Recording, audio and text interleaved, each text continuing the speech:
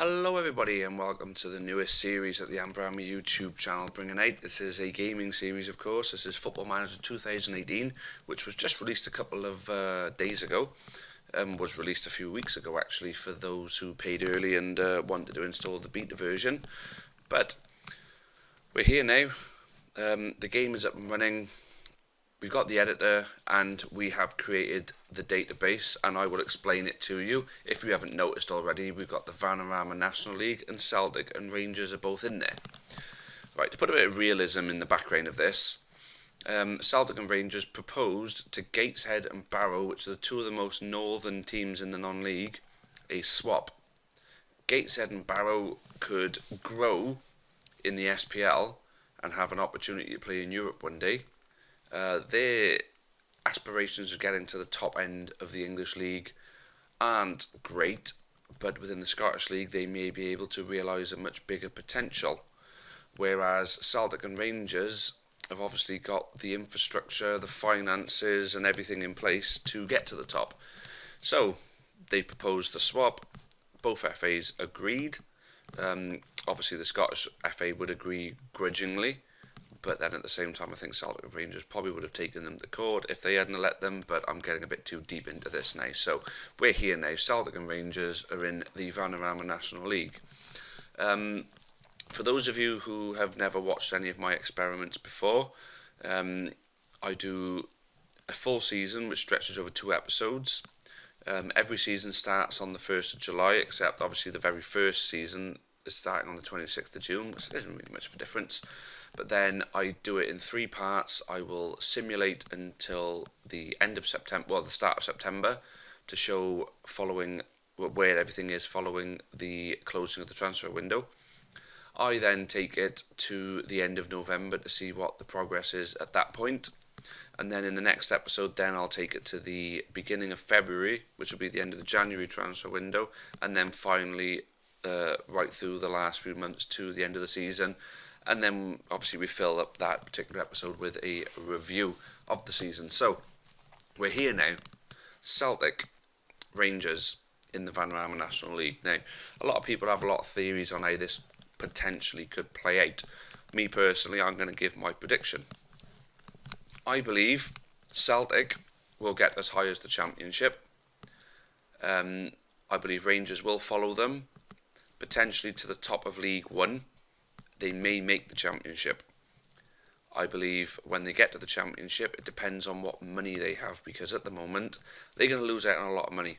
Celtic have got a lot of players. The best way I think Rangers and Celtic are going to do this, and this is how I think it's going to go, Celtic and Rangers will end up having the cream of their players picked from them from the Championship and Premier League, but then they will spend their money wisely with their reputation, their stadium size and their support that they've got between the two of them. I believe that they will make more money than the clubs around them in the National League, League 2 and League 1. Actually, I say Rangers will get to the Championship. I think Celtic could potentially be the top end of the Championship and maybe get into the Premier League. I believe Rangers, if they can hit the ground running and not get held up for any seasons, they potentially could make the Premier League too. But ultimately, I think by the end of this experiment, I think we're going to see Celtic in the Championship, Rangers either bottom end Championship, top end League 1. But then it could play out in any way, really, couldn't it? I've done a very similar thing to this recently. Towards the end of Football Manager 2017, I put the top 6 of the Premier League down in the Vanarama National League and see who won the race to get back to the Premier League first, and whether they could recapture their place in the Premier League. And from that, it showed that you got to do it quickly, or you are going to get left behind, and you're probably going to struggle to recapture your previous stance. For Celtic and Rangers, there's no previous Premier League stance, but there is expectation and potential.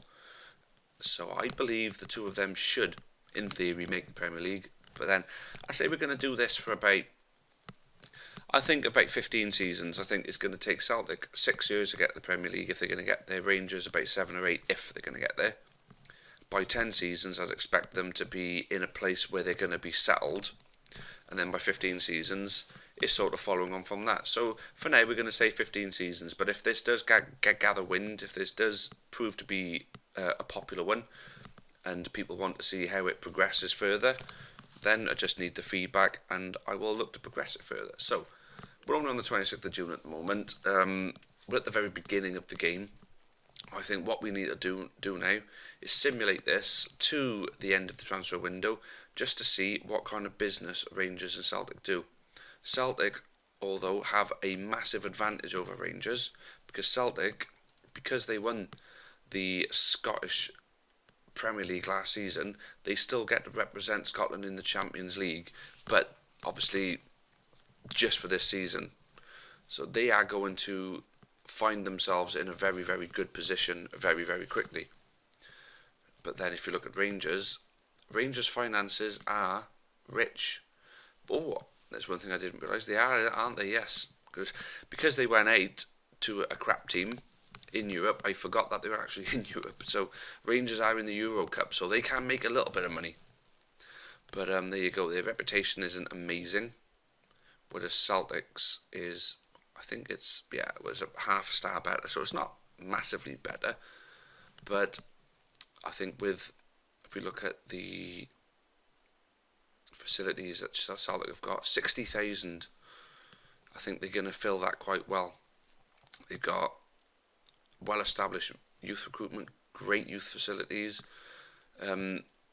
superb training facilities, good corporate facilities. Celtic have got the structure behind them to push forward. Technically, Rangers should do as well. Let's just see what they've got on here. So they've got a 50,000 all-seater. Good corporate, superb training, great youth facilities. So they are pretty pucker. So there's no telling where this could go. I'm really looking forward to pushing on with this, and I hope you guys are looking forward to seeing what progress we make with it. So, without further ado, how about we just push ourselves forward and find ourselves at the beginning of September to see what transfer activity happens between these two clubs. And there's a little bit more to it than just Celtic and Rangers. Me personally, I'm quite interested to see how Barrow and Gateshead get on in the SPL. My initial reaction is that they're both going to get relegated in their first season. But we don't know that for sure. But we will touch on them every now and again. We will keep up to date with them, but this is predominantly about Celtic and Rangers. So, as I say, without further ado, let's get to the start of September. Okay then, so here we are, we're on the 2nd of September, and as you can see, Rangers have had a pretty decent start. Celtic have drawn 2 games, but Rangers and Celtic have already played each other and drew. So they're both undefeated, and 1 draw is against each other. Celtic otherwise have managed to get held by Fylde, and Rangers were held at home to Aldershot. And winning games quite comfortably there. Celtic winning fairly comfortably in theirs. So yeah, I'd say both have made a good start, but what we want to really see is what sort of transfer activity both of them have done. Because it's just the 2 of them, I'll look at them individually. So for Rangers, transfer history. So in 3 loan players, and they've sold Lee Wallace and loaned 1 player out. So they haven't really sold many, and it's pretty smart. I mean, look at the players they've brought in. Actually, Markovic, I think they've done pretty well looking at this. So they're 1.1 million up, and they're looking pretty well equipped to do well this season. Celtic have obviously got a great team as it is anyway. I'm expecting more of their players to have gone. No. So they picked up 2, and I gotta be fair, this is quite shrewd really, because they picked Kieran Richardson and Jolyon Lescott. They're both veterans of the English game. Now, if anyone's going to be involved in their squads who's going to teach them how to play in England, it's going to be 2 of them who played at the highest level. And they've loaned a couple of players out to Salford, and that's it. So, as smart as their business has been, it's been a bit underwhelming for the neutral who wanted to see some transfer activity. But maybe January would be the one if any one of them are struggling at the time. But it's worth having a look how they get on in the cups as well. But they'll only be in the FA Cup from the qualifying stage. They won't be in the League Cup, but they will be in the FA Trophy. So I'll keep an eye on the FA Trophy. I'm interested to see how Barrow and Gateshead have started off in the SPL, so we'll have a quick look at that before we press on to the end of November. Okay, so pretty much as expected, really. I mean, thinking about it, anyone who was a betting person would have bet on these two to be the bottom two. Wouldn't quite expect it to just play out for them to be the bottom two just like that. So who did Barrow manage to beat? They managed to win 2-1 at home to Partick Thistle. Gateshead managed to draw against Barrow. Otherwise, they've lost quite heavily in some games. Well, not overly convincingly, but convincingly enough. What kind of transfer activity have they done, I wonder? So they brought in some players, mind you. I mean, they spent a little bit of money as well. They've loaned a couple of players out to the lower end of Scotland, but they've actually brought in some players. Carl Cameron's a good acquisition, mind you, on loan. But Rocco Quinn, who's played in the Scottish Premier League before, so not bad from Barrow there. I think they're going to need to buck up a little bit though. Gateshead have brought in a few loan players, mainly from Newcastle, and obviously what that in from Chelsea there, and Murray Loudon. I wonder who he is. He's a Scottish, young Scotsman. So there you go. Gateshead and Barrow are probably going to both get relegated from the SPL, so it's not really a move that's worked out too well for them, considering that. But there's still time in the season left for them to sort of try and turn it around. But Celtic and Rangers both have decent starts. Obviously, Celtic in the Vanarama National League have only played 5 games, which is why they are a little bit lower down. But I'm sure now, when we take it to the end of November, we'll get a much clearer picture of how their seasons are going to play out. So I'll take you there right now. Okay then, everybody, we're here now on the 30th of November, and as you can see, Rangers are running things at the moment, but Celtic have got 4 games in hand, probably because of Champions League. We'll check on their Champions League progress in just a moment, but they'll end up being on the same points, and both of them have only drawn a game each, other than against each other. 0 losses, and they've won all the others. And looking at it, Celtic look to be winning their games a little bit more comfortably. Just having a quick look over that there. It might be worth having a look at the cups first. So let's have a little look at the cup. So I get the feeling this is going to be quite interesting, because with the cups, I'd imagine Rangers and Celtic will both get far in. Well, the Betfred Cup, that must be the FA Trophy. It's got to be like the FA Trophy or something. I'm not quite sure what they've already knocked Celtic out. That's an interesting one. Rangers have actually knocked Celtic out of the Betfred Cup, but the FA Cup, Rangers are into the second round. They've won their qualifying round. They beat Ashton United 5-0, beat Accrington 4-0 at home, and now they'll be playing Macclesfield at home. So I'm fully expecting again this into the next round. Now the Betfred Cup, I don't know what that is now, because the FA Trophy doesn't start now until December. I thought the FA Trophy didn't start till a while after. So they can't even look at what the Betfred Cup is. Oh, stupid me. They're playing against Scottish teams, so that's what it is. They're obviously it's still in this Betfred Cup. And whether they'll be in it next year, I don't know. Maybe it's because they were previously entered before they did their switch. I don't know. Rangers went out of Europe as well early on. So they got through against Shamrock Rovers, but then lost against Luzerne.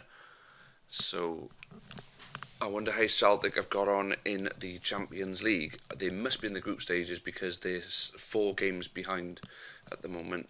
We'll see. We'll move over to Celtic now.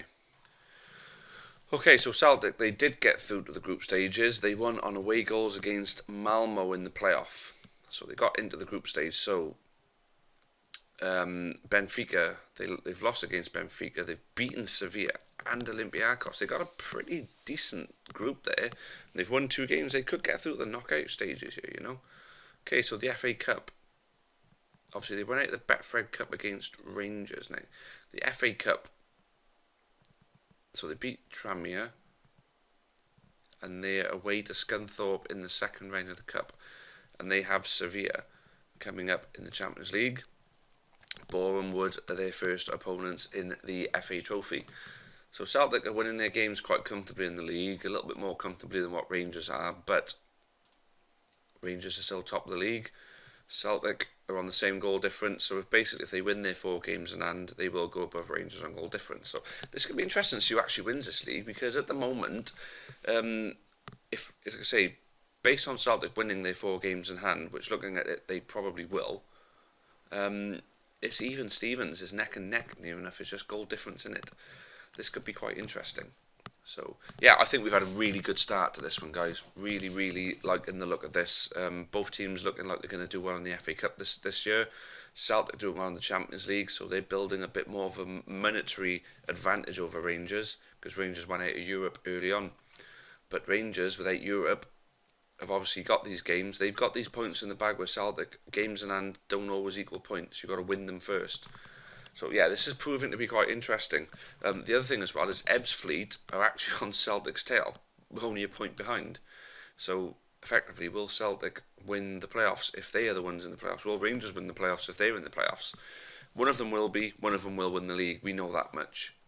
But it's just interesting, really, really interesting how this one's playing out. Hartlepool and Leyton Orient are down towards the bottom as well.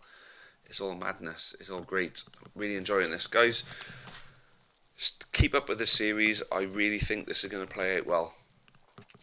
This is the end of episode 1 now. Episode 2 will follow soon afterwards, so keep your eyes peeled for it. So yeah, great start, as I've said. Actually, we're going to have a quick look at the player stats for the National League, have a quick look at the SPL, and then we're calling time. Now this is surprising. Rangers are dominating the average players who... Bloody hell, Celtic don't even have one player in the top 20 of average rating. That's mad. Now, Celtic have got some top scorers. How have they got no one in the average rating? That's baffling. There's not one Celtic player in the top 20 on average rating. Assists, Celtic, say they haven't got that many, have they? Goalkeeping, clean sheets for Rangers. Obviously, the keepers are always going to do that, but that's pretty mad. That is. Celtic don't even have one player. Not a single player in the top 20 on the average rating. That is mad. Anyway, let's press on. Let's have a little look at the SPL to see how Barrow and Gateshead are getting on. Okay, yeah, so both are struggling. Looking at this, they're looking pretty certain to go down, aren't they? It's a bit of a shame for them, but I suppose we sent them up there with no real money. They went up there in a hope that they could get a stranglehold of the Scottish League, and unfortunately, they're not doing that. It's a bit of a shame, but there we go. Like I said, we're only going to really touch on these guys. It's all about Celtic and Rangers in this. So yeah, guys, thanks again for keeping up with this series. Well, keeping up with the series is only episode 1, but I hope you keep up with the series. Hope you've enjoyed the first episode. Hope you see the potential in it that I'm seeing in it, and that you do carry on watching it. Great first episode, as I've said. Thanks very much, and until next time, it's cheerio for now. Thank you again.